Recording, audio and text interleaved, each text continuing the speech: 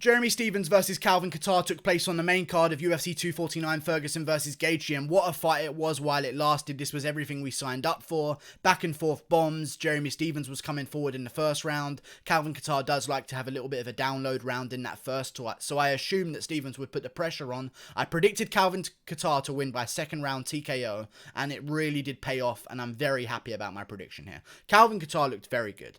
In the first round, I could say he lost. Stephens definitely won that first round. He was coming forward. He landed a lot more. The leg kicks were working for Stephens very, very well. But Calvin Kattar, if you give him too long to adjust, he starts to figure you out slowly. He starts to find the right combos. He starts to find out where you're a little bit more susceptible. You saw it in the Zabit fight. Zabit was very dominant early, and slowly but surely, whether a cardio has a big thing to deal with it, I think it's also the fight IQ of Calvin Kattar as well, because Jeremy Stephens doesn't slow down. We saw that against Yair Rodriguez. Jeremy Stephens, and even against Zabit Magomedsharipov, Jeremy Stephens was the one pushing the pace in those fights in the third round, you know?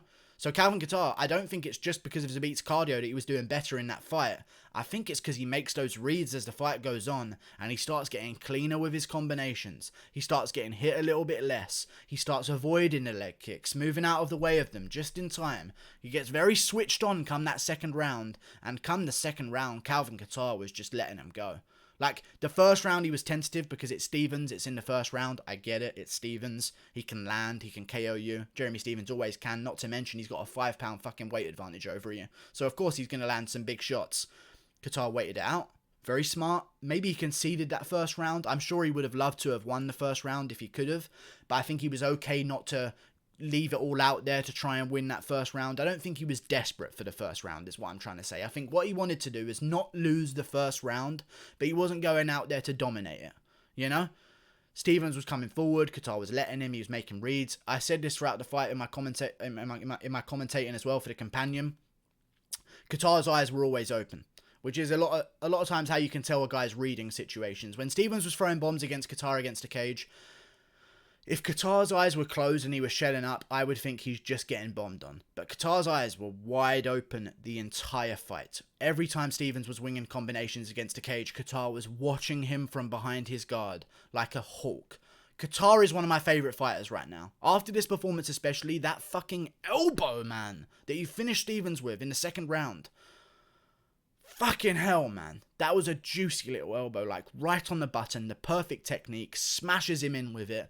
Immediately, Jeremy Stephens flops backwards, and a lot of people had someone said early stoppage, which was fucking bizarre to me. I have no idea why anyone would say that, but either way, Jeremy Stephens flops backwards, starts covering up, Kattar goes in for the finish, and Stephens, this is how you know the fight's over, does this with his hands, puts him out in front of him. That is, get away from me. I can't defend myself anymore. He threw his hands outwards, no longer by his chin or his face. They weren't going anywhere for legs. They were just extended outwards, and it was just a sign that Stephens wanted no more. Kattar had won the fight at that point. And even before it, you could kind of see the sway of momentum. In the second round, the first was tentative for Kattar, but in the second, man, he was slinging them. And you could see it as soon as the second round started. As soon as it started the second round, you could just see the change in the fight already. Kattar would slip a leg kick, and you would go, ooh, things are changing. And then he would let loose a combination and rip to the liver shot at the end of it, and you're like, okay, Kattar's really starting to switch on here in the second round. And then boom, nobody finishes Stephens but Calvin Kattar. I think he's going to be a real threat in the featherweight division. A really big threat in the featherweight division. I think Jeremy Stephens showed up, which is even more impressive for Kattar, because Jeremy Stephens, even though he missed weight, I personally think it might have been intentional that he missed weight. Not intentional, I just don't think he tried to make weight, if you know what I mean. I think he realised, oh shit, this weight cut's more difficult than I imagined without my nutritionist and all of my team behind me.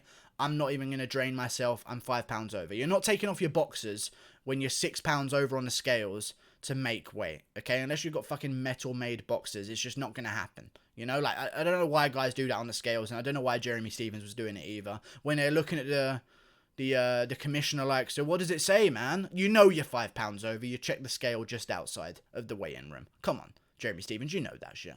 And it kind of annoyed me with Jeremy Stephens, because I think Jeremy Stephens lost a few fans over the week. You know? He did, because he started with the... And I felt bad for him afterwards, because it is a loss for Stephens, and it's another loss in a row for Stephens, and that's bad for his career. But I felt bad for him because he'd lost a lot of fans that week. You know, like he'd lost to Yair, and that was a bad one because there was bad blood, and he could have rose to the occasion, but he lost to Yair, and he kind of lost a bit of steam there, and guys started to turn on him who are Yair Rodriguez fans because there was that bad blood. And then he said that he broke Yair in an interview not long before the fight, and more people started to kind of fade away from Jeremy Stephens, and then he missed weight. It was like Jeremy Stephens in the past 6 months thought, how do I lose all my fans before I go out? You know? And that's what he did. Lied in an interview, say he broke Yair Rodriguez, you know, even though he was winning that third round, to be fair. I think people piled on a little bit too much for him, but it was a bad choice of words for him to say. Then he goes and breaks the scale afterwards, once he's done with Yair Rodriguez, 5.5 pounds over. Ridiculous. And then he's drawing back and forth with Calvin Kattar a little bit as well. So it's like, it wasn't good for Stephens the entire time. I felt bad when he lost because it was Stephens. I like Stephens, man. As much as Stephens can be a cunt sometimes, he's a veteran of the fucking game. Stephens has been putting on shows for me. Like, I owe Stephens millions in terms of entertainment because every time he goes out there, I'm entertained and I feel like I owe him something, you know? I like Jeremy Stephens. Kattar was just too good for him, man. Kattar is just getting better and better every time we see him. And it worries me because where is his ceiling? I know he's in his prime right now. But he's only been in MMA a little while. You know, he hasn't had too many wars either. Like, he does go to war here and there. But, like, it's controlled. He's not getting rocked. He's not getting dropped. Like, it's a controlled beating that he takes because he rolls with shots well. Man. Calvin Kattar's elbow. Just fucking ridiculous, man. It was ridiculous. And you know what I want to see next from the pair of these guys? And that's where we're going to get to. Jeremy Stephens, as the loser, we'll talk about him first. I've said this in another video. I want him to fight Donald Cerrone at 155. I think that's a great fight to make in 6 months. Both guys coming off 4-fight losing streaks right now. One was a doctor stoppage to begin with. The other one was a no contest. They've had a weird loss in their recent fights as well that wasn't entirely their fault, of course. But either way, they're in a similar situation. They're veterans of the game that I don't think have ever fought each other as far as I can fucking remember. I say square them off with each other now before it's too late. Let's get this fantasy matchup while we can because Stephens missed weight at 45. They're going to ask him to move up. I think he should look for a new division as well because right now, when you lose to Aldo, you know, you lose to Zabit, you lose to Yair, now you've lost to Kattar, it becomes very difficult to climb back up the rankings. Very difficult. And you've lost to Holloway as well, now that I think about it. He's lost to a lot of guys in that division. And you start to lose your chances of getting back up there because you don't want to guys don't offer out rematches to you when they're above you. You know, they've already beaten you. No guys are going to be looking down at Stephens like, yeah, I'll give him a rematch. No one's going to be doing that to Stephens. Not going to give him any favours. He's going to have to start again in a new division. I think 155 is the division. It's the only division there is for him right now. It's just above 45, right next door. Cerrone comes down in 6 months. Him versus Cerrone at 55 makes all the sense in the world to me. I think it's a fair game fight, and I think that time the loser just leaves the UFC. The winner takes all the chips and moves on with their career inside the UFC, or chooses to retire. Who knows how long these guys have left. Cerrone and Stephens have been around for so long. I'm surprised they haven't fought each other, and they might have, and I might be wrong here. But it feels like they should have fought each other, to be honest with you. They've been around so long, they've just never met, it feels like. I might be wrong here, but yeah, Jeremy Stephens was... He should just fight Cerrone. I think it's great. 2 good names. Co-main event of a fight night. Headliner of any prelims of a good pay-per-view. Main card of a pay-per-view that isn't the best in the world, but either still. It's a main card pay-per-view fight. Stephens-Cerrone. Great fight to make. And then Kattar on the other hand. Let's talk about him, the winner. The one we all want to hear about. Really messed that one up. Calvin Kattar.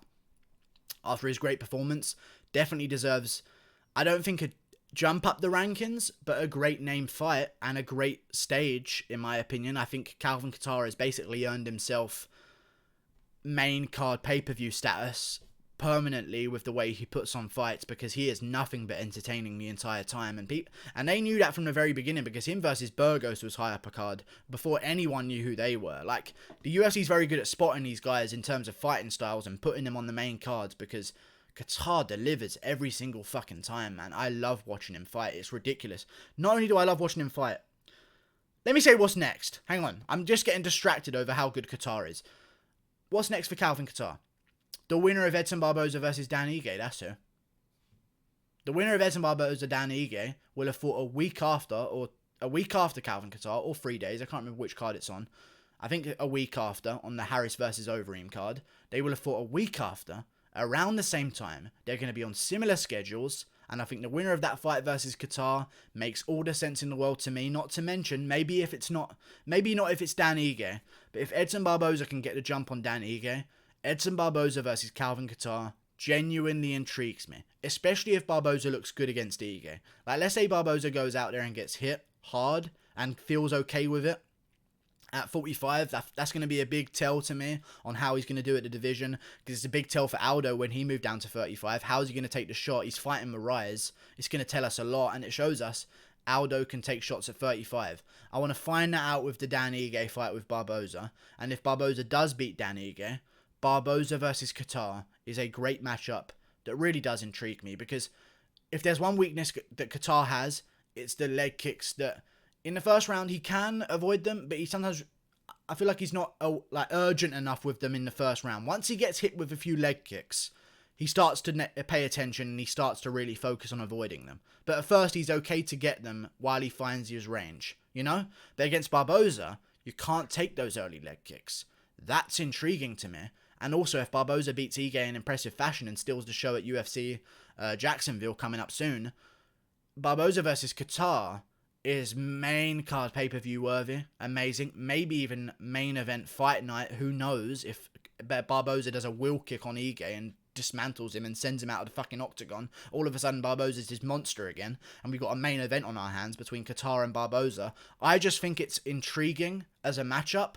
I don't think Barboza's going to get a Yair fight or a Zabit or a fucking anyone else up the rankings, because the top 5 are kind of in their own zone and it's everyone else underneath them. But Kattar versus Barboza would be great. And if they don't do Barboza, or if Ige, let's say, wins, Kattar versus Burgos rematch sounds great to me anyway. I'd like to see how that one goes. But Calvin Kattar stole the show. If not for Ngannou Rozenstruik straight after, I think he would have stole the show with that elbow KO, because it was one of the first finishes of the card. This was decision mania all over the card. And if Kattar wasn't overshadowed by Ngannou and Rozenstruik, then I think he would have stole the show. It was a beautiful elbow, man. Perfect, timed it well, KO'd Stevens flat.